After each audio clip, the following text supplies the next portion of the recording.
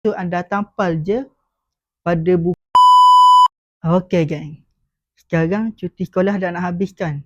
Kepada anda, terutamanya para ibu, anda mesti penat kan?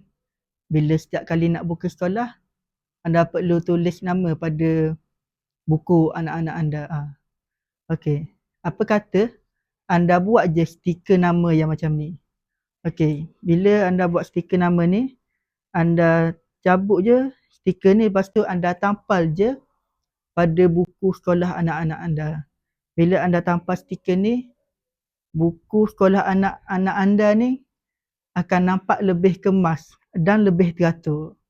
Jadi kepada para ibu di luar sana yang nak buat stiker nama yang untuk tampal pada buku sekolah anak-anak anda, anda boleh buat di Menteri Printing sekarang.